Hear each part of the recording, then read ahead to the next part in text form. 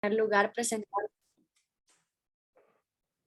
primer lugar, presentarles al ponente, Dr. Walter Eduardo Sánchez Vides, graduado en doctor en medicina de la Universidad de El Salvador con especialización en pediatría y subespecialización en neurología pediátrica en la Universidad Nacional Autónoma de México e Instituto Nacional de Pediatría.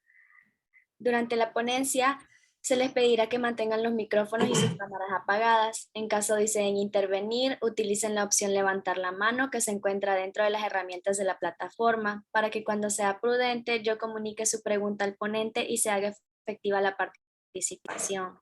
Doctor Sánchez, puede comenzar. Gracias a todos. Buenas tardes.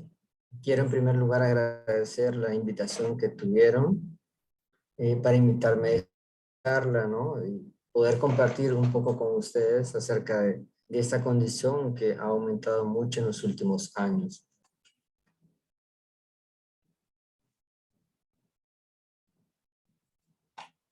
Permítanme, ahí está. Bueno, para los que no sabían, mañana, 2 de abril, se conmemora el Día Mundial de Concienciación sobre el Autismo, o es lo mismo, el Día de Toma Mundial de Conciencia sobre el Autismo, ¿no?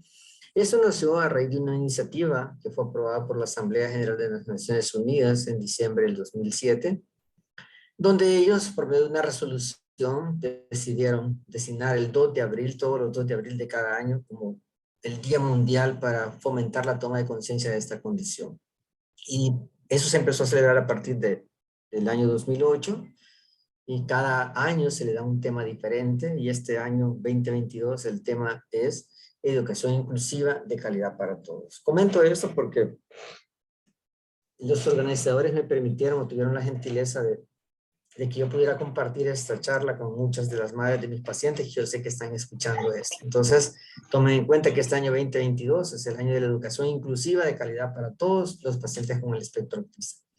Pero, ¿qué es el espectro autista? Quiero empezar hablando un poco acerca de la definición o a qué nos referimos nosotros desde el punto de vista neurológico cuando hablamos de TEA. Bueno, en primer lugar, quiero decirles que el nombre de la condición ha venido cambiando a lo largo del tiempo. En la actualidad, desde el punto de vista oficial, se les llama o se le llama porque es en singular, trastorno del espectro autista o autismo, pero nosotros lo llamamos cariñosamente TEA, ¿no? El TEA es un trastorno del neurodesarrollo. Esto significa que es una condición en la cual se dan una serie de cambios en los momentos críticos de los 2 primeros años de vida. Y esta es una condición de inicio claramente de infancia que altera el desarrollo normal del niño, y esto lo hace de forma más importante en 2 grandes áreas: la comunicación e interacción social, y también altera la conducta por medio de la presencia de una serie de comportamientos, intereses que son muy repetitivos, restringidos y que son carentes de importancia desde el punto de vista funcional. Esa es una condición crónica para toda la vida. Se considera en el momento que la persona que nace con la condición, crece y muere con la condición. Es bien importante, y espero dejarlo claro en el resto de la conversación, que esta condición tiene diferentes niveles de severidad, no todos son iguales. Cada uno de los pacientes alcanza niveles diferentes de adaptación funcional en nuestra sociedad, y esto puede variar a lo largo del tiempo. Es decir, que ellos van cambiando y no es una condición que permanezca de forma estática. Es bien importante porque esta condición, cuando yo hice la especialidad en México, que la hice entre los años 2003, 2005, era una condición muy poco frecuente. Ustedes pueden ver, ¿no? Ahorita voy a tratar de ocupar el puntero. Bueno, si ustedes se fijan, esta es una gráfica que muestra claramente cómo ha venido aumentando la prevalencia de los casos de autismo o TEA, principalmente en Estados Unidos. En los años 70, estamos hablando que la prevalencia, es decir, el número de niños diagnosticados era un caso por cada 10,000 niños, por debajo de los 8 años de edad. Les decía que cuando yo hice la especialidad en el 2004-2005, La frecuencia de diagnóstico había aumentado y estábamos hablando que pues, se podía diagnosticar un caso de TEA por cada 125 niños menores de 8 años. Esto es en los Estados Unidos. Luego les voy a hablar un poco acerca de cómo está la prevalencia en el resto del mundo. Y fíjense ustedes cómo la curva va gradualmente aumentando con el paso del tiempo. Y el último reporte de los CDC, del Centro de Control de Enfermedades en los Estados Unidos, que son los encargados de llevar esta vigilancia estadística de casos, recién ellos publican que ya la prevalencia está de 1 en 44. Por eso es bien importante que ustedes como estudiantes de medicina y futuros médicos, independientemente de la especialidad que hagan, deben de conocer sobre esta condición, porque estamos hablando de algo relativamente, o de forma muy evidente, frecuente. 1 en 44, para hacerlo en términos más sencillos, estamos hablando que de 100 niños que ustedes tengan por debajo de los 8 años, seguramente 2 de estos van a estar dentro de la condición. Hay una serie de situaciones, ¿no?, por las cuales se cree que la prevalencia en Estados Unidos es más grande, pero en el resto del mundo, en Europa, por ejemplo, en el resto del mundo, el primer mundo, los estudios de prevalencia han demostrado que el TEA más o menos anda en una frecuencia de entre 1 a 120 niños por debajo de los 8 años. O sea que estamos hablando de dos cosas. Primero, que es una condición muy prevalente, es decir, que ha aumentado su frecuencia a lo largo del tiempo y que esta frecuencia es importante, no es una condición que sea rara. Como les repito, estamos hablando que de 100 niños menores de 8 años, 2 de estos están dentro de la condición del espectro autista. Los masculinos, los varones, ganamos por goleada. O sea, dentro de esta prevalencia se han encontrado datos bien importantes. Uno es que, al igual que la mayoría de las enfermedades neurológicas, son más frecuentes en el sexo masculino. Estamos hablando más o menos de una relación de 4 niños diagnosticados por una niña. Y esto también se mantiene en todo el mundo. O sea, es una condición más frecuente de verla en los varones. Esta imagen, esta diapositiva, quizás resume toda la esencia de la plática. ¿Qué es lo que nosotros entendemos por la condición del espectro? Ustedes ven en el círculo A, ¿no?, están representados los problemas de comunicación e interacción social, que es una serie de las condiciones que se ven alteradas en los niños. El círculo B es la presencia de comportamientos restringidos, repetitivos y estereotipados. Y ese punto donde se cruzan el círculo A y el círculo B es lo que representa el espectro. Y esto explica por qué hay tanta variedad y es bien difícil encontrar 2 niños que tengan exactamente los mismos síntomas del espectro autista. Comparten muchos síntomas, pero no son exactamente iguales 2 casos. Esto es el dato que quiero que tengan bien presente. En la parte de abajo, bueno, una cosa más. Desde el punto de vista de cómo van apareciendo los síntomas en los niños, usualmente lo que nosotros vemos primero es lo del círculo A. Los problemas vinculados, que luego hablaré a qué me refiero, al tema de la comunicación y la interacción social. Generalmente aparecen en el primer año de vida, al segundo año de vida. Los que pertenecen al círculo B, la presencia de comportamientos restringidos y repetitivos, suele aparecer un poquito más tarde.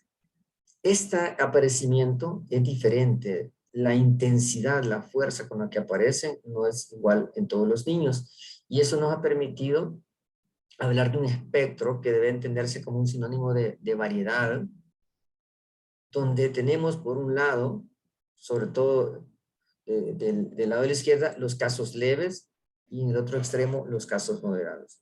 Y dentro de este aspecto tenemos la imagen de la niña que representa que es menor la prevalencia en ellas y en el lado derecho la figura del niño que representa que es mucho más frecuente en los niños. ¿Cuáles son las primeras señales de alarma? A finales de la década del 2000, los CDC crearon una campaña en Estados Unidos que se llamó Banderas Rojas del Autismo, donde se publicaron, cuando la internet era algo naciente, una serie de características que era importante que los padres conocieran y consultaran de inmediato su aparición. Estas señales de alarma representan justamente eso. No es un diagnóstico de autismo, porque el diagnóstico veremos más adelante que es un poquito en algunos casos más complicado y necesitamos más tiempo y el trabajo de diversos especialistas para hacerlo, pero sí están destinados a crear sensibilidad en los padres, cuidadores, personal que trabaja con niños sobre la importancia de observar esto y si están presentes por lo menos dos de las que están enlistadas acá, este niño debe de consultar con su médico de cabecera, llámese médico general, pediatra o con el tecnólogo materno-infantil para que se le haga una evaluación un poquito más profunda destinada a la detección temprana del TEA. ¿Cuáles son estas señales de alarma? La primera, que un niño a los 12 meses de edad, o sea, al año, no responde de forma constante al llamado de su nombre. Eso es, por ejemplo, bien frecuente. Nosotros en la consulta lo vemos mucho cuando le preguntamos a los padres, ¿no? Y evaluamos estos casos de que el niño, a veces los padres dicen, se comporta como sordo. Entonces se les llama con el nombre, por el nombre y no voltean a ver o lo hacen, pero lo hacen de forma muy esporádica. Otra señal de alarma, la segunda. Si a los 14 de meses de edad el niño no señala objetos para mostrar un interés. Eso lo que se refiere es que el niño a esta edad debe ser capaz de señalarle a los padres objetos, acciones, como queriendo decir, mira, fíjate lo que yo acabo de ver, fíjate lo que yo acabo de descubrir. Eso es compartir con otro. Si a los 18 meses no tiene un juego simbólico, el juego simbólico es como, por ejemplo, que jueguen al doctor, que de repente tengan un muñeco y vayan a ponerle una inyección, o que les escuchan el corazón, o de repente el típico juego de la cocinita, que están preparando alimentos y le dan de comer a una muñeca, por ejemplo, y le preparan diferentes platillos. Todo eso es el niño ya debe tenerlo a los 18 meses de edad. Otra característica bien fundamental es que los niños no, como ven la figura de abajo, no tienen un contacto visual adecuado. A ellos les cuesta ver a los ojos al interlocutor, al momento que, por ejemplo, les cambian el pamper, que están jugando, que tratan de llamar la atención, los padres u otra persona cercana a ellas, los niños no son capaces de ver directamente los ojos, o lo hacen, pero por periodos muy breves de tiempo. Es una característica también bien importante. Y la que es como el motivo más frecuente que uno ve en la consulta de preocupación en los padres es el hecho de que el niño no habla. Tiene un retraso de habla, tiene 3, 4 años y no habla, o le comentan a uno en una consulta que el niño empezó a decir 3, 4, 5, hasta 10 palabras y sin causa aparente el niño dejó de articular esas palabras y ya no volvió a decir más palabras y se quedó durante unos meses sin articular nuevas palabras. Eso no lo olviden, es un motivo bien frecuente. Quizás el retraso de habla no sea tan característico del espectro autista, pero sí es como el motivo más frecuente de preocupación en los padres y cuidadores. Otra señal de alarma es que estos niños repiten muchas palabras o frases, algo que llamamos ecolalia. Por ejemplo, uno les dice, hola, ¿qué tal? ¿Cómo estás? En lugar de esperar, en lugar que el niño responda, bien, repite lo mismo que uno, hola, ¿cómo estás? Y uno le pregunta, ¿cómo te llamas? Y no responde, ¿cómo te llamas? Hola, hola, le responde. Entonces, es como un eco, ¿no?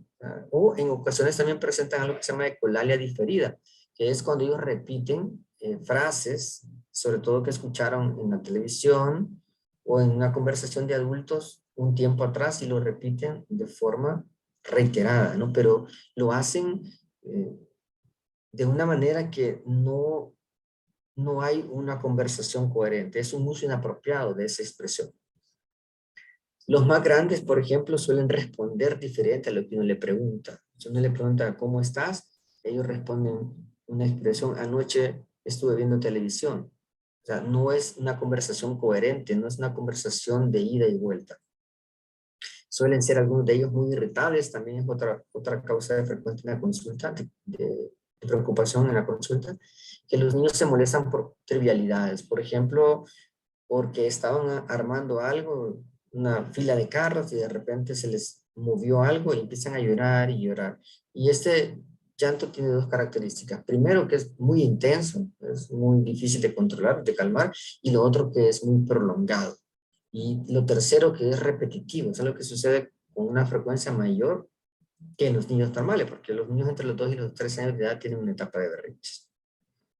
Hacer movimientos repetitivos es otra señal de alarma. Lo típico es que hacen esto, empiezan a aletear las manos como una muestra de alegría, o en ocasiones se acercan los dedos a los ojos y empiezan a observárselos de cerca, saltan, algunos giran o caminan de un lado a otro, de un lado a otro, de un lado a otro, de un lado a otro, de forma repetitiva. Ya no tiene un carácter de juego, sino que es una situación muy repetitiva que aparece en diferentes circunstancias.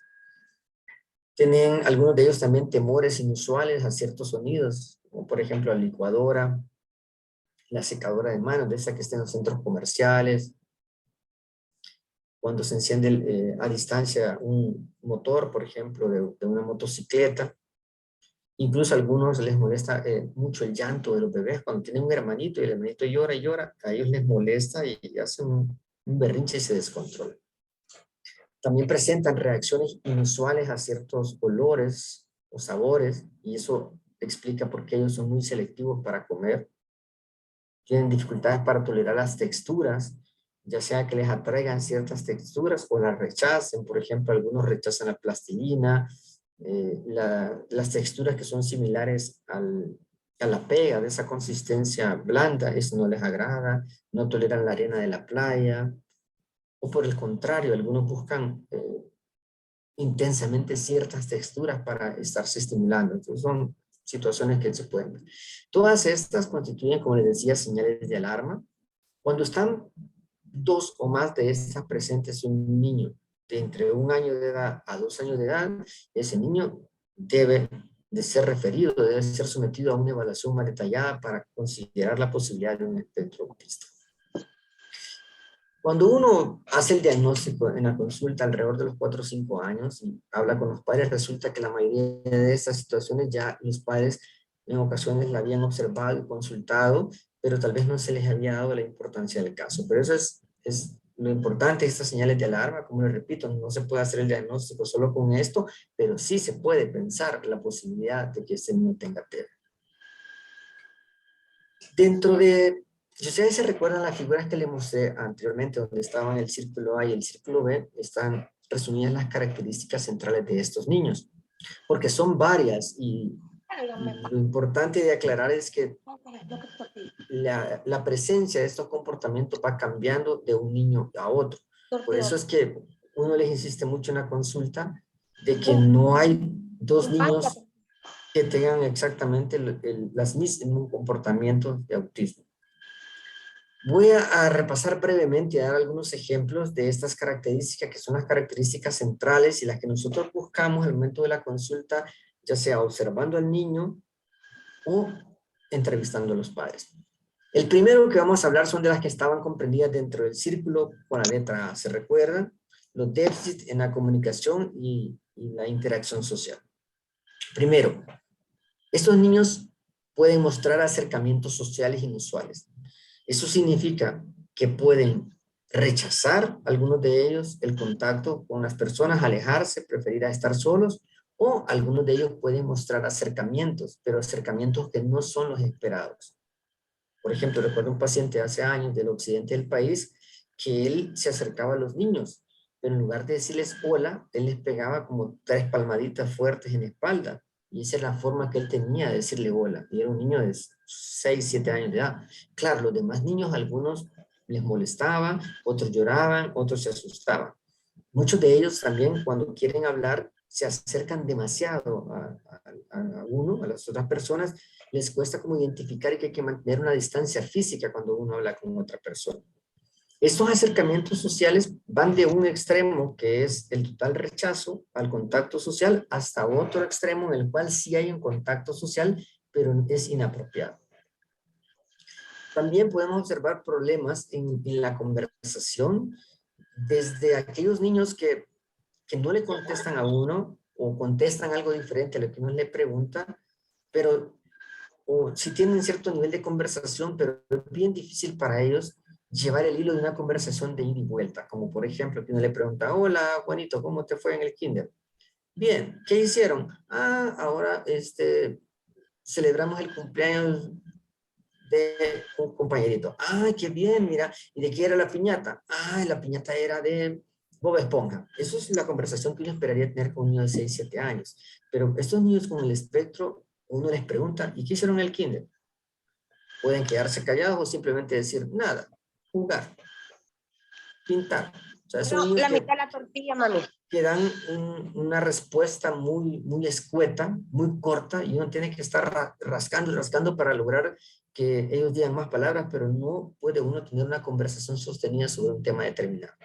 Pero hay otros pacientes dentro del espectro que cuando el tema es de interés para ellos, suelen hablar y son expertos conocedores en el tema. Ayer, por ejemplo, veía un paciente que en mi caso es primera vez que estaba en la consulta, pero ya un colega lo había diagnosticado previamente que mostraba un interés por la Segunda Guerra Mundial. O sea, ahí era como su interés. Estamos hablando más o menos entre 10, 11 años de edad. Entonces él tenía buen dominio y hablaba de la guerra de Vietnam y me empezó a hablar un poco ahí de la guerra de Ucrania. Es decir, un interés bien inusual para la edad. Entonces todo eso son lo que engloba el espectro. Pueden también tener un poco de interés en compartir intereses con otros. Es decir, son niños que no lo buscan a uno para decirle, mira, estoy contento porque me pasó esto, o mira, estoy triste por lo otro. Les cuesta a ellos decodificar las emociones. Algunos de ellos, por ejemplo, cuando ven llorar a otro niño o a otro adulto por dolor o por tristeza, les cuesta identificar cuál es el significado social de eso. Entonces, también tienen problemas en esa área. Y todo lo que tiene que ver comprendido con la lectura de las emociones, a ellos les genera problemas. Y eso puede ir desde un extremo en el cual el niño lo haga, pero de una forma inapropiada, y eso es más notorio en la adolescencia, y es una de las razones por las cuales a ellos les cuesta tanto encajar en esa etapa. Como ustedes pueden ver, las características van en ciertas áreas, van de un extremo muy leve a otro extremo más severo. Y eso, como les repito, va cambiando según cada paciente que uno va diagnosticando. ¿Qué otra área se ve comprometida? Observamos problemas, déficit o dificultades en una serie de conductas que tienen que ver con la comunicación.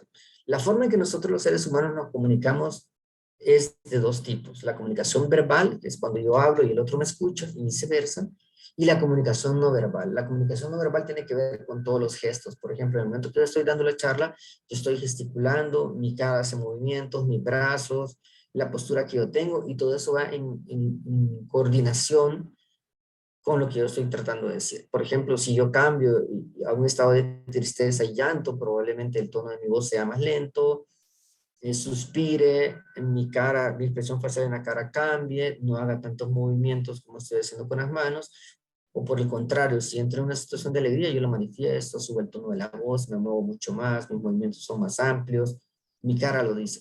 Entonces, estos niños tienen dificultades en esa serie de movimientos o de gestos que van acompañados a la comunicación, y a veces es bien difícil cuando uno habla con ellos entender si lo que le están diciendo es algo que realmente les provocó tristeza o no, porque lo cuentan con una neutralidad y con un tono de voz bastante monótono que no sabemos realmente si es una experiencia que él vivió o simplemente nos está contando algo que él leyó, por ejemplo. Estas dificultades son notorias tanto en el área verbal como en la no verbal, y dentro de estos gestos hay uno que es bien frecuente también de observar en la consulta, y es en lo particular en lo que yo primero me fijo cuando entran a mi consultorio los pacientes de primera vez, y es en el contacto visual. O sea, yo me atrevería a decir que casi el 100% de los niños con el espectro tienen alteraciones en el contacto visual. Para mí se hace bien difícil como de transmitirle esto a usted, porque es algo más, que se aprende más cuando uno lo observe con el paso de los años. Pero son niños que cuando uno conversa con ellos no lo ven a los ojos. O si lo ven, lo hacen por breves segundos y luego desvían la mirada hacia otro punto de interés. Y cuando uno los observa detenidamente, se da cuenta que la mirada de ellos anda rastreando diferentes lugares del consultorio, en mi caso, pero no son capaces de posar su mirada en la persona que les está hablando. Eso es bien característico. Les cuesta interpretar los gestos, por ejemplo, es bien difícil para ellos entender cuando uno hace esto, que se lleva el dedo índice a la boca, como quien dice, cállate. O es bien difícil para ellos entender el significado de hacerle con el dedito que no, o hacerle con el dedito, si uno lo hace únicamente con el gesto, sin verbalizarlo, a ellos les cuesta mucho. Tienen una especie de ceguera para darle un significado adecuado a todo esto. También algunos tienen dificultades para expresar emocionalmente lo que sienten. Sí, padecen de tristeza, pero ellos no son capaces de expresarlo, muchos de ellos de forma adecuada. También esto los lleva a tener dificultades para poder encajar en diferentes contextos sociales. Es como que se sienten como el raro, como el extraño, como que me cuesta ser amigos, o cuando le hablo a las otras personas hago un comentario muy imprudente, o traigo a colación temas de conversación que no son socialmente correctos. Ese tipo de déficit lo vemos sobre todo en los adolescentes, ¿no? Que son aquellos casos del espectro autista leve, que tal vez por ser leves no consultaron, no se diagnosticaron en etapas tempranas, y cuando llegan a la adolescencia empiezan ellos a notar esta serie de dificultades para interactuar socialmente dentro del grupo. Les cuesta también a ellos compartir juegos de ficción. Ellos tienen problemas con el juego simbólico e imaginativo. No tienen como esa fantasía de, por ejemplo, ponerse una toalla en el cuello y fingir que son Superman, o agarrar un palito y un pedazo de plástico y fingir que ellos son X personajes de la televisión y que andan golpeando árboles y decir que están peleando con su enemigo. Ese tipo de juego que es bien típico de los niños, en ellos no es tan marcado. O sea, les cuesta, de hecho, integrarse socialmente con otros. Es frecuente que los niños con el espectro, que no son tan graves los síntomas, se acerquen a otros niños, interaccionen con ellos, pero cuando uno los observa detalladamente se da cuenta que el niño está con los otros niños, pero en realidad hace lo que hace alguno de ellos, pero no entiende el juego. Cuando le dice, están en grupo, un niño de 5 años o 6 años, y por ejemplo dicen, ok, vamos a jugar las escondidas, y ahora quien nos va a buscar es Juanito, y todos los demás se van a esconder. Pues el niño con el espectro se queda y ve que alguien sale corriendo y se va detrás. Le cuesta entender que hay reglas, que cuando Juanito encuentre a uno de los niños, pues el que encontraron primero es el que le va a tocar ir a contar, y así se va a ir dando el juego. A ellos les cuesta entender ese tipo de reglas sociales. Algunos de los casos más severos muestran una especie de casi aislamiento y un poco interés en las personas. Es frecuente, por ejemplo, escuchar de los padres que cuando llegan familiares a visitarlos, pues el niño es como que no ha llegado a nadie, ¿no? Sigue actuando de lo más normal, no muestra interés en voltear a ver a quién llegó, ni en acercarse. Él sigue ensimismado en su propio mundo. Dentro del círculo B, que les comentaba que son los síntomas que aparecen más tarde en el tiempo, generalmente después de los 2 años de vida, se refiere a un tipo de movimientos que no deben de estar presentes con la intensidad que lo están, y también se refiere al uso de ciertas conductas e intereses muy extraños por su carácter repetitivo y muy inusuales. Dentro de esos tenemos movimientos que llamamos motores estereotipados. Estereotipados le llamamos porque casi siempre se repiten de la misma manera, ¿no? Y estos incluyen aletear manos, taparse los oídos, como que se escucharan un ruido, pero en realidad no hay ruido, caminar apoyado en la punta de los dedos, girar en círculos, acercarse los dedos y observárselos detenidamente, saltar, por ejemplo, o caminar de un lado a otro, de un lado a otro, de un lado a otro, correr en círculos. Todo eso se refiere a movimientos estereotipados simples. También una característica es que suelen alinear objetos, hacen filas, y los pueden hacer por colores, los pueden hacer por formas, y es un carácter notorio porque es muy repetitivo y muy persistente a lo largo del tiempo. Hacen girar objetos, tienen una conducta que les comentaba, la ecolalia, que es repetir las palabras que escuchan, y los casos más leves del espectro pueden presentar lo que se llama frases idiosincrásicas, que es es, por ejemplo, llamar a algo de una forma muy peculiar. Hace como 2 días, el miércoles, por cierto, vi un paciente también de primera vez que le pregunté el nombre, entonces me preguntó cómo me llamaba, yo le di mi nombre, pero entonces me dijo, te voy a decir el doctor Pingo. Y entonces, y empezó una consulta y la mamá con pena, no, no, es el doctor Sánchez, no, es el doctor Pingo, es el doctor Pingo. Entonces empezó como unas 8 o 10 veces en la consulta a decirme, es el doctor Pingo, es el doctor Pingo. Es una frase idiosincrásica, es decir, él le da un significado muy peculiar que no va acorde al contexto social. Porque él tampoco fue capaz, cuando yo observé eh, cómo la madre llamó la atención, tampoco era capaz de darse cuenta que esa era una conducta socialmente inadecuada y que no era correcto. Él lo hacía de la forma más natural y tampoco lo hacía con la intención de generarme molestias en mi persona, simplemente le pareció gracioso por alguna razón llamarme el doctor Pingo. Entonces es una frase idiosincrásica. Tienen mucha adherencia a rutinas. Y estas rutinas, cuando escogen una rutina, casi siempre, si la rutina no se cumple, como ellos dicen, se altera. Por ejemplo, comer en un plato determinado, que tiene que ser de un color determinado, alinear objetos, ordenar las botellas de una manera determinada, ordenar los lápices o los lápices de colores también de una manera determinada, y lo hacen de forma rutinaria. Rutinaria, es como, casi como cepillarnos los dientes, pero la diferencia es que nosotros no cepillamos los dientes porque hay una razón para hacerlo. Pero ellos hacen muchas conductas repetitivas que no tienen una utilidad práctica y persisten mucho en el tiempo. También ellos se alteran en exceso cuando esa rutina no se cumple. Y esto les genera malestar muy marcado ante pequeños cambios. Tienen dificultades con las transiciones, por ejemplo, si ellos se van al colegio, al kinder de un lugar por una ruta y de repente la ruta cambia, eso es un berrinche. Suelen tener pensamientos muy rígidos, incluso lo hacen a veces de manera ritualista cuando saludan, es decir, tienen que seguir un protocolo muy extravagante para hacerlo y es la manera en la cual ellos consideran que es lo correcto.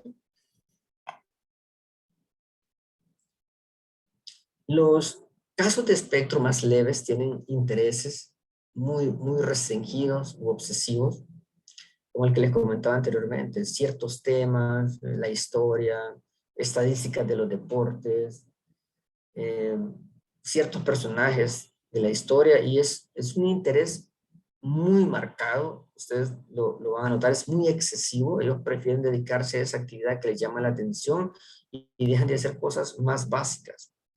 También pueden presentar un apego excesivo a objetos que son inusuales, como por ejemplo fijarse mucho en las rueditas de los carritos, o en las manecillas, o en partecitas pequeñas de los juguetes, y estos son muy perseverantes a lo largo del tiempo. Finalmente, ellos muestran una marcada alteración, marcada sensibilidad a ciertos estímulos, o lo contrario, una pobre respuesta a los estímulos. Por ejemplo, pueden tener una indiferencia a sensaciones como el dolor y la temperatura, muestran una respuesta adversa a sonido, como les comentaba, que cuando escuchan a la licuadora, ellos gritan, lloran, se tapan los oídos, salen corriendo. Es bien típico también con las secadoras de manos de los centros comerciales, o las texturas, como les comentaba, la plastilina, la pega, arena de la playa, muestran o mucho interés o un rechazo muy marcado. Esta parte sensorial también lleva a que ellos tengan conductas muy llamativas, como por ejemplo olfatear los brazos de la mamá, olfatear objetos, olfatear los alimentos, o estarlos explorando en exceso en busca de una sensibilidad. También tienen una atracción por las luces, sobre todo también es bien frecuente ver en la consulta, cuando uno los evalúa, las luces del techo, o sea, les llama la atención, sobre todo si tienen un trasfondo brillante, objetos que giran, que dan vueltas, eso es muy típico que a ellos les genera interés. Todas estas características que acabo de mencionar forman parte de los síntomas que tienen los niños. Ustedes se podrán estar preguntando, bueno, pero es algo muy complejo, muy extenso y es bien difícil como identificar. Y sí, realmente así es. Por eso hablamos de un espectro autista, donde estas condiciones están presentes, las fundamentales, las alteraciones en la comunicación, en la interacción social por un lado, y por el otro la presencia de conductas o patrones de comportamientos rígidos. Pero cada uno de ellos tiene diferentes formas de manifestarse. Cuando ya nosotros hacemos el té en la consulta, pues hay un nivel de severidad, que esto es algo que con frecuencia preguntan los padres en la consulta después de que fue diagnosticado. Ay, doctor, mire, ¿y en qué grado está? Yo he escuchado que el autismo se mide en niveles. Bueno, efectivamente se mide en niveles. Estos niveles nos lleva un tiempo como poder determinar dónde encaja cada uno de los niños. Al respecto, solamente quiero comentarles un par de cosas. Lo primero es que es eso, hacer el diagnóstico. Luego que se hace el diagnóstico, pues tratar de medir el nivel de severidad. El nivel de severidad es una fotografía del momento, es decir, es lo que nosotros vemos, puede cambiar y es lo que se espera en la medida de los casos que con el tiempo vayan mejorando. La detección temprana en este caso del TEA es la clave del éxito, ¿no? Porque ya se ha demostrado a través de estudios de seguimiento que los niños que se diagnostican temprano, por debajo de los 4 años de edad, y ingresan a su vez a un programa de intervención temprana, son los que cuando llegan adultos son más funcionales y tienen un mejor nivel de adaptación y funcionamiento. A mayor tardanza en el diagnóstico, por lo tanto mayor tardanza en el ingreso en las terapias, y hay un menor grado funcional cuando llegan a la edad adulta. Por ejemplo, en Estados Unidos el promedio de diagnóstico en este momento en ellos anda alrededor de los 4 años y hay motivo de preocupación en las autoridades sobre cómo modificar y tratar de bajar el diagnóstico y poderlo hacer entre los 2 y los 3 años de edad, porque eso, como les repito, marca la diferencia en cuanto al pronóstico funcional. Algo que yo considero de importancia para ustedes como estudiantes de medicina y futuros médicos es hacerle énfasis en una herramienta que es la que en la actualidad tiene la mayor utilidad para poder hacer el diagnóstico temprano. La Academia Americana de Pediatría, que es la organización que reúne a todos los pediatras en Estados Unidos y da ciertas recomendaciones o lineamientos, y es algo que nosotros seguimos mucho aquí en El Salvador, porque ellos pues, hacen mucha investigación. En las guías que publicó en enero del año pasado, ellos recomiendan a los pediatras en Estados Unidos que a todos los niños que llegan a control, oiganme bien, a todititito los niños que llegan a control de niños sanos en Estados Unidos, la Academia Americana de Pediatría recomienda que a la edad de 18 meses y nuevamente a la edad de 24 meses, el pediatra debe hacer una vigilancia, debe hacer una investigación breve sobre posibles signos y síntomas de autismo en ese niño. Como la consulta pediátrica, al igual que la consulta en las otras especialidades, lo que menos hay es tiempo. Entonces, para tratar de hacer que esta evaluación de autismo a los 18-24 meses no sea como un problema en términos de agregar trabajo extra a los doctores, la Academia Americana de Pediatría recomienda que se utilicen algo que nosotros llamamos instrumentos estandarizados. ¿Y eso qué es? Bueno, un instrumento básicamente se refiere en este caso, a una entrevista. Estandarizado significa que se hizo una prueba desde el punto de vista estadístico, donde se seleccionó una muestra de niños, se les aplicó este instrumento y se sometió a un análisis para determinar si realmente es útil para poder detectar niños en riesgo de TEA. Eso significa instrumento estandarizado. Entonces ellos recomiendan que los pediatras ocupen un instrumento. La ventaja de esto es que el instrumento es el mismo. Y cuando uno lo repite, en el caso de los 24 meses, uno puede comparar exactamente lo que investigó 6 meses antes. Y los casos que los pediatras, por medio de ese instrumento, que ya lo veremos adelante, que es bastante sencillo, ellos detecten casos de niños que no pasan la prueba, pues estos deben de ser referidos a otro centro especializado para poderle hacer un diagnóstico definitivo de TEA. En el país nosotros no tenemos este tipo de políticas, pero muchos pediatras aquí en la práctica privada siguen estos lineamientos porque es lo que recomienda la Academia Americana de Pediatría.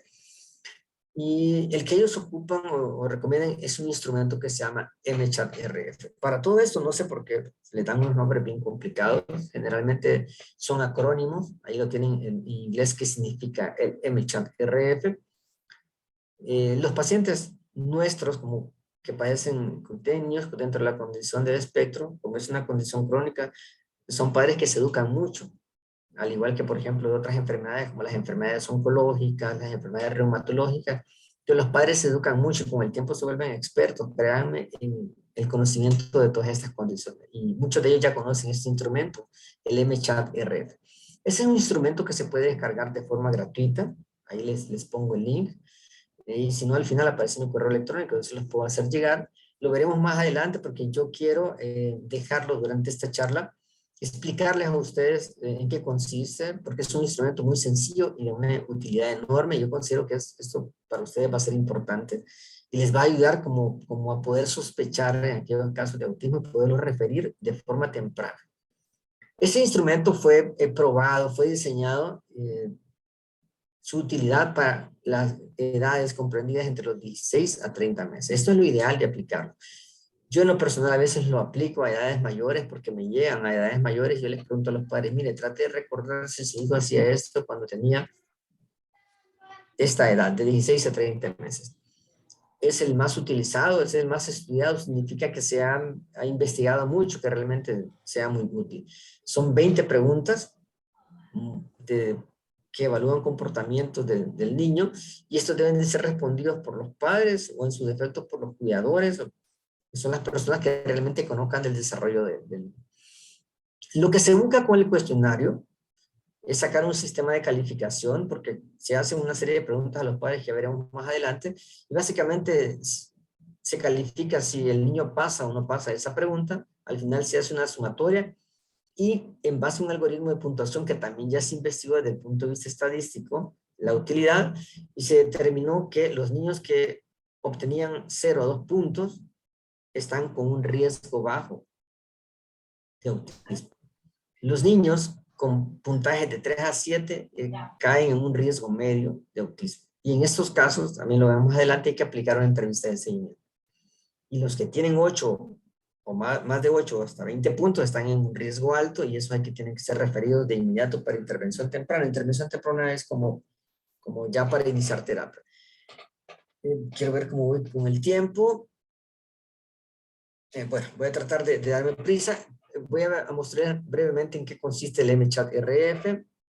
Son, como les decía, 20 preguntas. Son bien sencillas. Yo traté de ilustrarlas cada una de ellas con una imagen para que ustedes vean lo que se pregunta.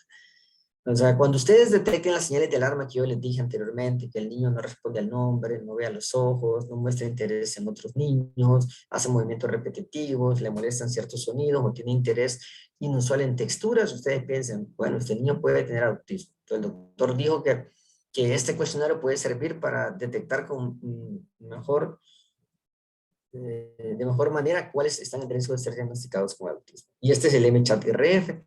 Son 20 preguntas, son muy sencillas, quizás no las voy a leer todas por cuestiones de tiempo, pero le voy a ir mostrando quizás unos 4 ejemplos de ellas. Por ejemplo, la número 5 se refiere acá, ustedes la ven, dice, ¿hace su hijo movimientos inusuales con sus dedos cerca de sus ojos? Y le da un ejemplo, mueve los dedos cerca de sus ojos de manera inusual. Si el niño hace eso, significa que no pasa, porque eso no es una conducta normal. Y así vamos a ir registrando todo, ¿pasa o no pasa? Vamos a pasar al siguiente bloque para ir más rápido. La siguiente, por ejemplo, veamos la número 10. Su hijo responde cuando usted le llama por su nombre. Por ejemplo, se voltea, habla o balbucea, como quien dice hola, o deja de hacer lo que estaba haciendo para mirarle. Si el niño hace eso la mayor parte del tiempo, que responde, entonces, bueno, ok, pasa la prueba. Pero si el niño no responde cuando se le llama por su nombre, no pasa la prueba. Veamos la número 2. ¿Le molesta a su hijo o a su hija los ruidos cotidianos, o por ejemplo la aspiradora, cierta música? Porque aquí bien curioso, los sonidos que les molestan no son todos los sonidos, son sonidos muy particulares. Él puede escuchar, por ejemplo, una música a todo volumen y eso no le genera molestia, pero la licuadora sí. Entonces, si el niño tiene ese tipo de conductas, entonces no pasa la prueba. Y así ustedes van sumando. Y por ejemplo, veamos la número 17. Su hijo o su hija intenta que usted le mire, que le preste atención, Por ejemplo, que el niño hace algo y se lo muestra a la mamá, como que dice, mira mamá qué bonito lo que pinté, mira mamá qué bonito lo que hice, mira mamá esto que yo encontré, ese tipo de situaciones. Si el niño lo hace, pasa. Si el niño no tiene ese comportamiento, no pasa. Entonces van preguntando cada una de estas. Al final hacen una sumatoria y con eso ustedes pueden tener algo que sea, obtener algo que se llama algoritmo de puntuación, como que fue el que vimos anteriormente. Por ejemplo, si el niño está en un riesgo bajo, si este niño es menor de 24 meses, no hay motivo de preocupación, no hay riesgo para el diagnóstico de autismo, y lo que se hace simplemente es volver a repetir, es lo que recomienda la Academia Americana de Pediatría, volver a repetir el MCHAT a los 24 meses de edad. Si sigue estando en esto, pues nos olvidamos de que el niño tenga riesgo para diagnóstico de TEA. Cuando el MCHAT nos muestra un puntaje en el rango de 3 a 7 puntos, en este caso sí hay un riesgo medio. Y lo que se hace aquí es algo que se llama entrevista de seguimiento. La entrevista de seguimiento consiste en volver a repetir a la edad de 24 meses y en el dado caso que el niño se le hizo el MCHAT por primera vez a los 24 meses por alguna otra razón, pues se le repite 6 meses después. Y se vuelven a preguntar única y exclusivamente las que el niño no pasó. Y si el niño de esas preguntas que previamente había fallado vuelve a fallar y se obtiene un puntaje arriba de 2, entonces ese niño hay que referirlo a un centro de una evaluación diagnóstica más completa. Pero si este niño, que inicialmente tuvo un riesgo medio y se ubicó en el rango de 3 a 7 puntos, en las preguntas de seguimiento, que como les repito, se hacen únicamente las que el niño falló, vuelve a obtener un puntaje entre 0 y 1, pues ese niño no necesita referencia a ningún centro especializado para diagnóstico, simplemente se le vuelve a repetir el MCHAT a la edad de 24 meses. Cuando obtenemos un puntaje mayor de 8 en el MCHAT, esto ya es un riesgo alto. Y aquí lo que procede es referir de inmediato el niño a un centro especializado para una confirmación del diagnóstico. Porque el MCHAT tiene, el objetivo de esta prueba es detectar la mayor cantidad posible de niños que están en riesgo de ser diagnosticados con autismo. Pero eso trae algo que se llama falsos positivos. Y es un porcentaje importante de niños que en el MCHAT pueden fallar, pero cuando se hace una evaluación completa, son niños que no tienen autismo. Eso es como una de las desventajas de la prueba, ¿no? Porque el objetivo, como les repito, es detectar la mayor cantidad posible de casos de TEA. Ahora, la evaluación diagnóstica, ¿en qué consiste? Y es todo lo que yo tengo que ver. Porque lo del MCHAT, que hablamos anteriormente, eso lo puede hacer diferentes personales de salud, lo puede hacer una enfermera entrenada que no necesita mucho tiempo para empaparse de esto, lo puede hacer médicos en año social, lo pueden hacer psicólogos, lo pueden hacer padres, profesores, cierto personal que tenga conocimiento. No se necesita un conocimiento muy profundo porque es básicamente una entrevista de detección. Y según los puntajes que hablé anteriormente, pues se refiere a un centro. Entonces es como el valor del MCHAT, pero también tiene la limitante de que para hacer un diagnóstico definitivo tiene fallas, la que yo les decía, los falsos positivos. Y estos niños que no pasan el MCHAT se refieren a un centro especializado. En el país, prácticamente a nivel institucional y de seguro social solo tenemos uno. Es una dependencia del ISRI, es el CRINA, o Centro de Rehabilitación Integral de la Niñez y la Adolescencia, que tiene 3 centros acá en San Salvador, el CRIOR en Oriente y el CRIO en Occidente. Como todas las instituciones de la Red Nacional de Salud, pues lo que sobra ahí son pacientes y lo que falta es personal especializado. Quizás es una de las desventajas de estas instituciones, ¿no? Que no logran, en mi opinión personal, y esto lo digo en términos muy constructivos, ¿no? No quiero meterme en problemas con esto, pero mi opinión personal es que hay problemas para cubrir la demanda. Entonces, una evaluación diagnóstica, eso generalmente lo hace un equipo, ¿no? o debería de hacerlo un equipo, puede estar ahí un neurólogo pediatra, un psiquiatra infanto-juvenil, psicólogos, pedagogos, terapeutas del lenguaje, foniatras, etcétera, terapistas ocupacionales. Eso sería lo ideal, pero como muchas cosas en medicina, eso nosotros no lo contamos. ¿Qué hacer en esa evaluación diagnóstica? Y es lo que me toca a mí, ¿no? Es lo que yo hago en mi consulta. A los colegas me refieren niños con sospecha de, algunos padres han escuchado, han buscado información en internet, los refieren los colegas psicólogos y llegan conmigo por eso. Entonces, ¿cómo procedo yo? ¿Cómo se debería proceder para hacer esa evaluación definitiva para el diagnóstico? Porque el diagnóstico de espectro autista se hace algo, de una manera que nosotros llamamos en medicina, es un diagnóstico clínico. Es decir, nosotros lamentablemente no tenemos un marcador biológico para hacer el diagnóstico, como por ejemplo el coronavirus. Cuando hay una sospecha de coronavirus, ok, bueno, se pide la PCR, que es la prueba más sensible para el diagnóstico, y con la PCR positiva o negativa ya asunto acabado. En el caso, por ejemplo, de el tema de la paternidad, pues se hace un estudio para determinar si el niño este es el padre biológico o no lo es.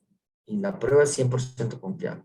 Si hay una fractura a raíz de un accidente, se solicita una radiografía y ahí se puede visualizar el hueso y se dice, ok, hay una fractura. En el caso de los pacientes diabéticos, se le toma una muestra de glucosa e insulina en ayunas y ya se sabe el resultado. Si hay colesterol elevado, es decir, todos estos son marcadores biológicos. Pero en el autismo no existe. Lamentablemente no hay a la fecha ningún examen que uno solicite en la consulta, el padre se lo realice y uno le diga, mire, señora, aquí dice que su hijo tiene autismo. No lo existe. Entonces, por lo tanto, el diagnóstico es clínico. Y eso consiste en lo siguiente. Lo primero, una entrevista con los padres o cuidadores. Tiene que ser una persona que conozca el desarrollo del niño. El desarrollo del niño se refiere a una serie de cambios que el niño va teniendo a lo largo de la edad, como por ejemplo en el desarrollo motor, el hecho de a qué edad se dio vuelta, a qué edad caminó, gateó, a qué edad dijo sus primeras palabras. Entonces, la persona que uno entrevista debe conocer mucho el desarrollo del niño porque es lo que nosotros preguntamos. También eso lo acompañamos de un examen físico, que en este caso, ante la sospecha de TEA, realmente no es un examen físico tradicional como el que hacemos nosotros, que consiste en revisar los oídos, la garganta, escuchar el corazón. O sea, eso también lo hacemos si el niño lo permite, pero lo que nos interesa mucho es visualizar el comportamiento del niño en una situación lo más natural posible. Por ejemplo, uno tiene en el consultorio una área para juegos, para tratar de evaluar el desempeño del niño en forma natural. En algunos casos ocupamos también instrumentos estandarizados. Les decía hace un momento que instrumento, pues en este caso uno es sinónimo de entrevista, y estandarizado, que ya se ha probado, que tiene que hacerse de la misma manera siempre, que ya se ha probado que realmente sirva para hacer diagnóstico. Dentro de esta nosotros ocupamos dos. Una que se llama ADR, que es una entrevista de diagnóstica de autismo, que en la siguiente diapositiva les voy a hablar un poco más, y el A2, que es una escala observacional diagnóstica de autismo. También es bien importante como parte de esta evaluación diagnóstica hacer una evaluación psicométrica que nos permita cuantificar el coeficiente intelectual. Esto es básicamente medir la inteligencia, porque ya se ha demostrado que es uno de los especificadores del diagnóstico, es decir, agrava o no la condición dependiendo del resultado. Y también es importante hacerle algo que se llaman escalas de conducta adaptativa. Por ejemplo, una que se llama Bailan o el ABAS-3. ¿En qué consiste esto? ¿Qué es esto que me suena tan raro? Pues las escalas de conducta adaptativa lo que nos miden es el nivel de independencia que tiene el niño. Porque dentro del espectro también hay niños que lamentablemente tienen una discapacidad intelectual moderada o severa. Para que tengan una idea, ustedes son niños de 10 años que, por ejemplo, todavía no controlan para ir al baño, o son niños de 10 años que no tienen la capacidad de bañarse solos, por ejemplo, y necesitan la asistencia de un cuidador. Entonces, el Bailan nos permite ubicar a nosotros el nivel de dependencia de un niño de un cuidador externo. Y eso también es muy útil para poder hablar de la severidad del espectro. No es fácil en algunos casos, porque la entrevista en ocasiones, por eso yo suelo trazarme una consulta, a veces se extiende por 30 o 45 minutos. Y en esa primera entrevista no siempre nosotros logramos hacer un diagnóstico, por eso nos apoyamos de estas herramientas. El ADR, es un acrónimo también del inglés, que es una entrevista diagnóstica para autismo. No siempre lo hacemos porque pues, esto genera también costos para los pacientes y tiempo. Es una entrevista larga de 93 preguntas. Es una especie de manual donde el protocolo de esta prueba nos exige que cada una de las 93 preguntas se vayan agotando en ese orden. Luego uno hace una calificación de las respuestas que dieron los padres de cada una de las preguntas y hace al final un cálculo en una plantilla que son algoritmos diagnósticos que pueden básicamente hacerse de dos maneras. Un algoritmo diagnóstico que es precisamente eso, para hacer diagnóstico, o un algoritmo de la conducta actual. El algoritmo de la conducta actual significa que ya, por ejemplo, se hizo una evaluación previa y se necesita comparar con cómo ha cambiado. El ADIR nos permite hacer un diagnóstico más cercano a autismo, porque esas 93 preguntas que están ahí están diseñadas específicamente para evaluar el desarrollo del niño y poder detectar los síntomas cardinales de autismo. Básicamente, cada una de las preguntas lo que se le pide a los padres es que den muchos ejemplos de cómo reacciona su niño ante esa situación y nosotros vamos calificando las respuestas de los padres. En la actualidad es una de las pruebas que tiene un porcentaje más alto de sensibilidad y especificidad, es decir, es la que realmente nos dice si el niño tiene o no tiene el espectro. Se puede utilizar en niños a partir de los 2 años de edad hasta la edad adulta. Es una escala básicamente de entrevista a los padres. Acá nosotros no examinamos al niño, solo hablamos con los padres de conductas vinculadas al autismo, pero de una manera más detallada. Es una entrevista larga, en promedio nos puede llevar desde 2 a 3 horas, y en ocasiones necesita ser complementada con una escala de observación, porque les decía que la ADR es únicamente hablar con los padres. No necesitamos en ese momento tener al niño en el consultorio, sino que tienen que estar los padres. Pero en algunas ocasiones sí necesitamos evaluar al niño. Y para eso se creó la A2, que es una escala observacional para el diagnóstico del autismo. Ustedes pueden ver abajo un kit, como que son juguetes, pues esos son todos los componentes de la prueba, porque durante ciertas partes de la prueba nosotros interactuamos por medio de juguetes con los niños y ciertas acciones, como por ejemplo pedirles que nos interpreten historias de un cuento o pedirles que nos señalen e interpreten que ven en una imagen. Entonces todo esto viene en el kit del A2. El A2 tiene 5 protocolos, es decir, cada uno de los protocolos necesita ser aplicado en una condición específica y eso lo determina uno en entrevista con los padres. Por ejemplo, existe un protocolo para adolescentes mayores y adultos. Existe un protocolo para niños, por ejemplo, menores de 36 meses. Existe uno para niños verbales, es decir, que tienen cierto nivel de habla. Existe otro protocolo para niños no verbales. Y este protocolo que ustedes ven ahí de diferentes colores, pues uno empieza a seguirlo todo, o sea, lo va agotando uno por uno. Y esto tiene que ver con el niño, es decir, es como entre comillas, quizás no es el término correcto, pero para que me entiendan, es como entre comillas jugar con el niño o interactuar con el niño, pero de una manera ordenada, con las cosas que nos piden las pruebas, y nosotros vamos calificando cada una de estas preguntas, y al final también existe algo que se llama algoritmo diagnóstico, donde sacamos un puntaje que nos da un diagnóstico de autismo.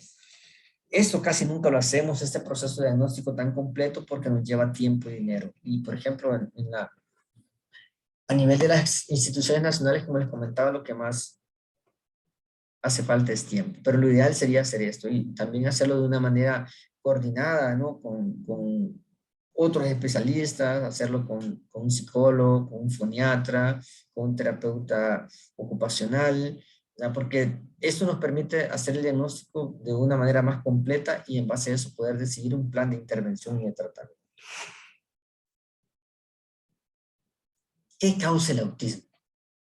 Es una también pregunta frecuente de los padres. Miren, en la actualidad, lamentablemente no hay una causa única, no se ha descubierto en este momento exactamente por qué lo provoca, qué es lo que lo causa específicamente. O sea, no tenemos la causa.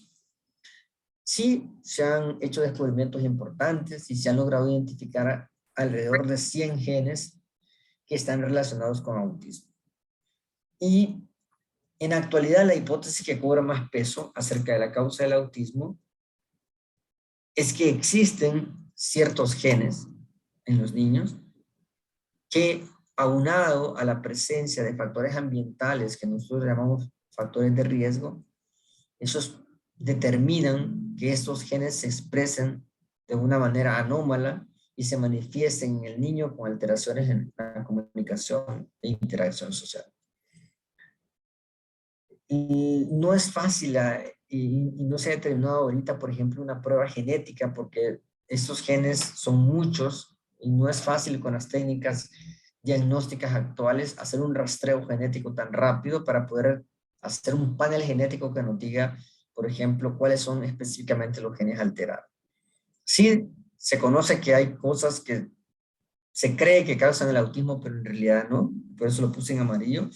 A pesar que no hay una causa descubierta específica del autismo, y en la actualidad creemos que está relacionado con factores genéticos y aunado a factores ambientales que expresan esos genes, las vacunas no causan autismo. O sea, eso es algo que ustedes pueden encontrar en internet, entonces, pero no hay en la actualidad una evidencia científica seria que demuestre que las vacunas causan autismo. ¿Cómo nació todo esto? Bueno, en la década de los 90 hubo un estudio que fue publicado en una revista científica muy prestigiosa de Inglaterra, donde un grupo de doctores hizo un estudio epidemiológico y ellos encontraron que era un estudio pequeño, es decir, que habían poquitos niños, que había una asociación entre la exposición a un determinado tipo de vacuna que incrementaba el riesgo de que esos niños padecieran autismo. Claro, eso desde el punto de vista mediático generó un impacto muy fuerte, ¿no? Y fue una noticia que corrió muchísimo. Cuando ese estudio se sometió a una revisión de otros especialistas, se dio cuenta que la forma en la cual el estudio había sido diseñado era muy pobre desde el punto de vista metodológico. De hecho, un doctor de los que se involucró en el estudio pidió retractarse de todo lo que ahí decía. Otro autor fue suspendido para ejercer la medicina en Inglaterra, porque ellos de alguna manera manipularon información para que concluyera el estudio de que había una asociación. A raíz de eso se hicieron muchos estudios con miles de casos en diferentes países y nunca se encontró ni siquiera una asociación o una sospecha mínima de que las vacunas puedan causar autismo. Pero el daño ya estaba hecho, la información ya había circulado y es todavía frecuente escuchar eso, pero no, yo lo ratifico, al momento no hay evidencia científica seria que demuestre que la vacunación infantil aumente el riesgo para que un niño tenga autismo. En Europa, por ejemplo, como el movimiento antivacunas es fuerte, no crean que viene desde ahorita con el coronavirus, esto viene de tiempo atrás. Hubieron incluso brotes de sarampión en Europa y ellos tenían en algunos países no sé cuántos años de no haber sarampión y los brotes de sarampión sucedieron básicamente porque los padres habían dejado de vacunar a sus hijos, ¿no? Entonces acá en América Latina no vemos tanto eso, pero sí es bien importante ratificar que las vacunas no tienen que ver nada con el autismo en cuanto a la causa, o sea que a los niños siempre hay que vacunarlos. Si alguien les pregunta, pues díganle que hasta el momento no hay evidencia que demuestre eso. Quiero hablar un poco del tratamiento. El tratamiento quizás es la parte más triste de la condición, porque lamentablemente no tenemos en la actualidad un tratamiento curativo. Es decir, no existe una medicina que resuelva, que cure por el momento a los niños que padecen la condición. Sí disponemos de diferentes opciones de tratamiento que las dividimos en dos grupos. El tratamiento farmacológico, que básicamente se refiere a los medicamentos, y el tratamiento no farmacológico, que se refiere a las terapias o a los modelos de intervención. Los medicamentos que nosotros utilizamos, les repito, no curan el autismo. Son medicamentos que tienen una utilidad muy puntual y específica. Por ejemplo, existen dos medicamentos que han sido aprobados por la FDA, que es la agencia que regula el uso de medicamentos en los Estados Unidos. Uno de ellos es la risperidona, ese es el nombre genérico, que fue aprobada en el 2006, y el otro pues tiene un nombre ahí como de trabalengua, ¿no? El aripiprazol, este fue aprobado en el 2012. Ambos medicamentos, como les repito, no es para curar el autismo, sino para tratar ciertos comportamientos, y es básicamente para ayudar a mejorar en algunos casos la irritabilidad, la impulsividad, la hiperactividad o la agresividad que está asociada a la condición. Disponemos de otros fármacos como la melatonina, que lo utilizamos en aquellos niños que tienen trastornos del sueño, porque se ha demostrado también en los estudios que hay una asociación entre autismo y trastornos del sueño. Hay un 30 o 40% de los niños con la condición que pueden presentar crisis convulsivas, y para eso nosotros sí tenemos tratamiento, disponemos de fármacos que llamamos antiepilépticos, que utilizamos para aquellos casos de niños que presentan convulsiones, que como digo no son todos, son alrededor del 30 al 40%.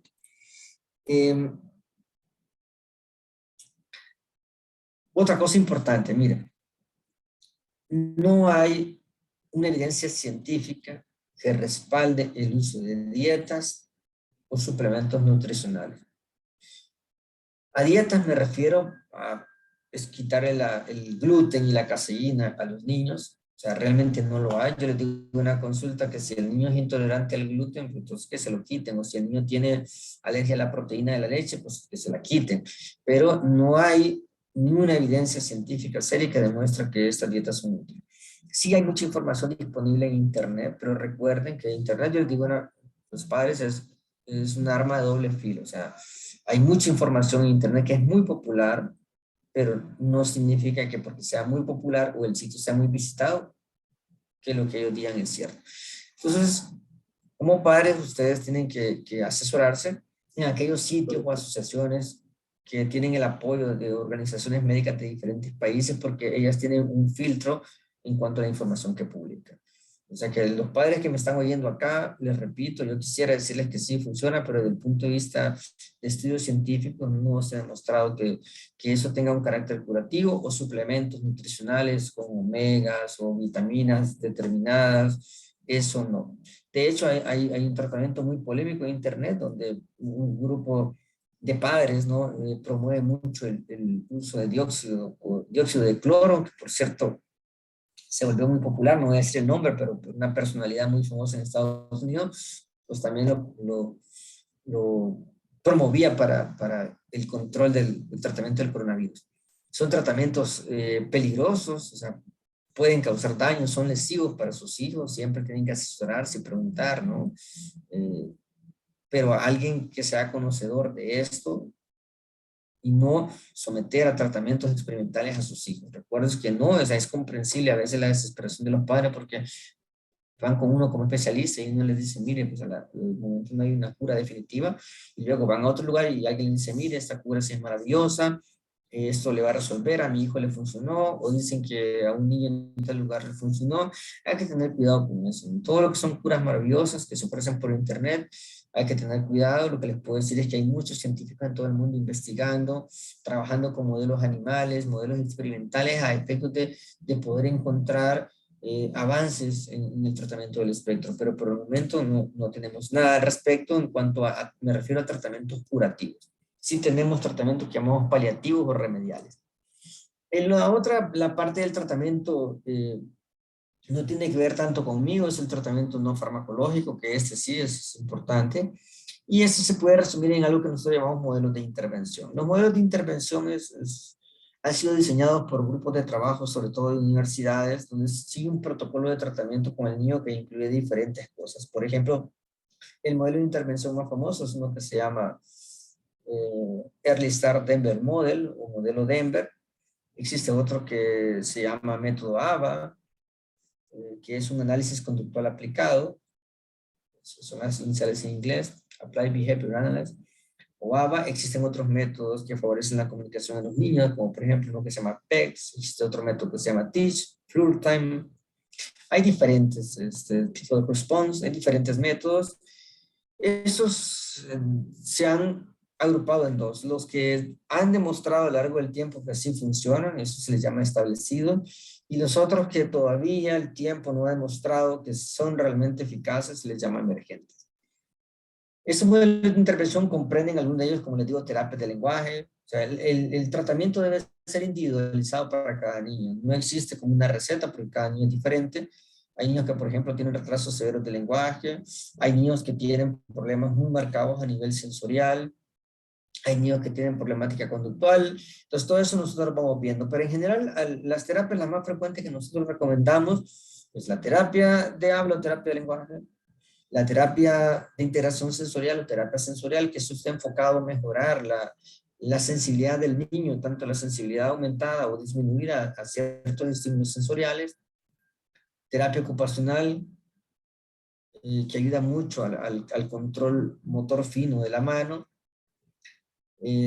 Terapia de modificación de conducta. El tratamiento es largo, que es el otro problema, por ejemplo, a nivel particular, que es un tratamiento muy desgastante en términos económicos, porque no estamos hablando de un mes, es un tratamiento largo. Generalmente las terapias pueden variar alrededor de 1, 2 o 3 por semana, eso varía según cada caso. Y la evolución de los pacientes es diferente, no todos tienen el mismo camino. La mayoría mejoran, la diferencia es que unos más que otros. Y nosotros cuando evaluamos a estos niños y les hacemos el diagnóstico, no solemos como disponer en la actualidad tampoco de un modelo predictivo que utilicemos y que nos diga, ah, ok, este niño va a llegar a la universidad y va a poder estudiar una carrera. O tampoco podemos evaluar al niño de alguna manera y poder decir, no, este niño no va a poder aprender a leer y van a estar en una escuela especial. Eso lo vamos viendo nosotros en el camino según cómo los niños van evolucionando. Bueno, espero no haberme excedido mucho con el tiempo. Esa es la última presentación que tengo. Quiero finalizar dándole las gracias a todos. Como les digo, para mí es bien importante que gente nueva que estudia medicina esté escuchando esta charla, porque pues, realmente logramos llegar hacia ustedes, ¿no? Y crear esa inquietud de que existe una condición que se llama autismo, que ha aumentado muchísimo en los últimos años, que afecta a una cantidad importante de niños, hasta en algunos países 2 de cada 100 niños, y que pues mañana si pueden vestirse de azul háganlo, ¿no? Es el lema que han tomado o la ruta que han tomado algunas organizaciones en otros países para crear una conciencia de que esta condición existe, ¿no? Que cada vez vamos a tener más niños y adultos con ese diagnóstico y que de alguna manera pues tengamos todos en cada uno de los lugares donde nos desenvolvemos una mayor sensibilidad y empatía para los padres de esos niños y para los niños con esta condición, porque se los digo de primera mano, no es fácil sobrellevarlo, es durísimo para algunos padres, pero pues esperemos que esto con los años vaya cambiando, ¿no? Y vaya mejorando y pues, en una próxima charla en 5 o 10 años que hagamos ya puedo yo decirles que sí hay tratamientos efectivos para eso. Quiero finalizar con esto y yo creo que sí va a haber tiempo para preguntas, para que ustedes puedan con toda confianza, no tengan miedo, o sea, preguntar, ¿no? Hay cosas que probablemente yo no toqué, pero es bien difícil porque uno trata de restringirse a un tiempo en la charla y dejar lo que uno considera que va a servir más, ¿no? Entonces, si no hablé de algo que ustedes tienen inquietud, yo creo que ese es el momento. Así que gracias y estoy aquí atento para sus preguntas. Muchas gracias, doctor Vides. Daremos paso a la ronda de preguntas. La primera pregunta es: